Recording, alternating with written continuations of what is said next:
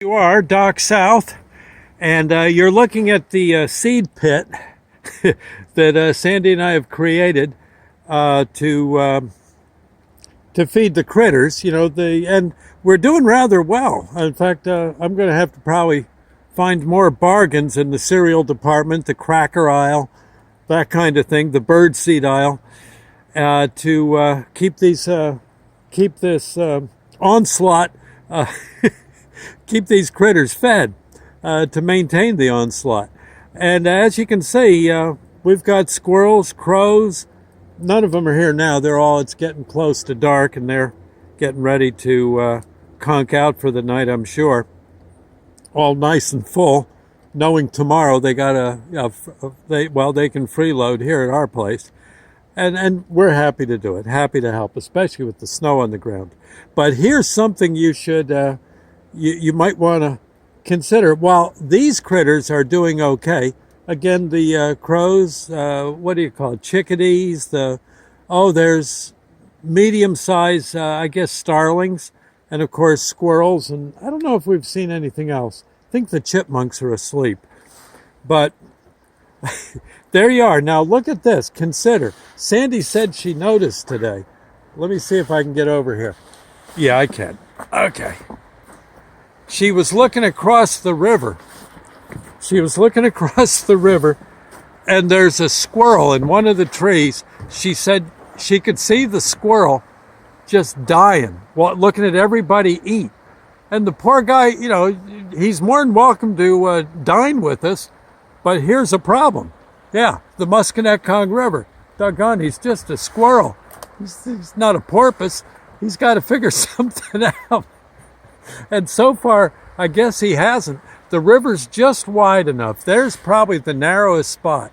Can you see it? Yeah. You can see where there's a little spit of land goes out. That's where a tree used to be.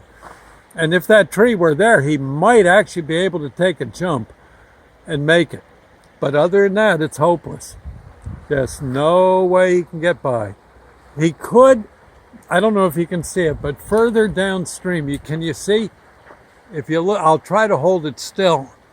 Can you see? Yeah, it must be almost 150 yards off.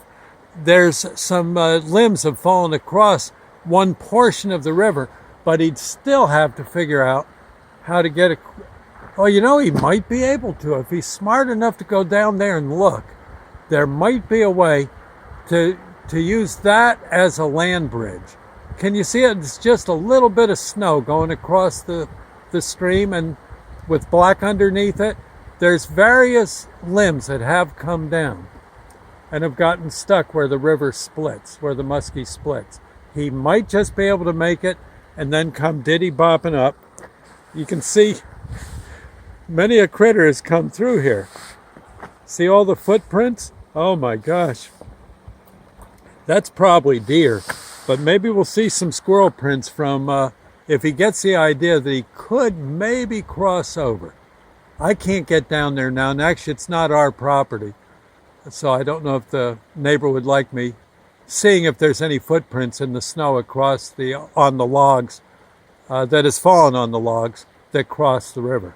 But he might be able to make it there if he's smart enough. He might just.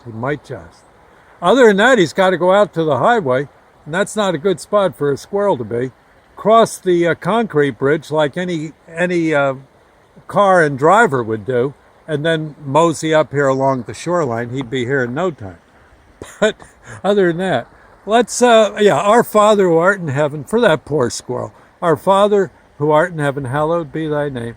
Thy kingdom come, thy will be done, on earth as it is in heaven. Give us this day our daily bread, and forgive us our trespasses, as we forgive those who trespass against us. Lead us not into temptation, but deliver us from evil. For thine is the kingdom, the power, and the glory forever. So be it. Well, maybe they'll make it. I don't know. We'll have to see. Sandy will keep an eye peeled. If there's any renegade squirrels, we'll let you know. Bye now. God bless.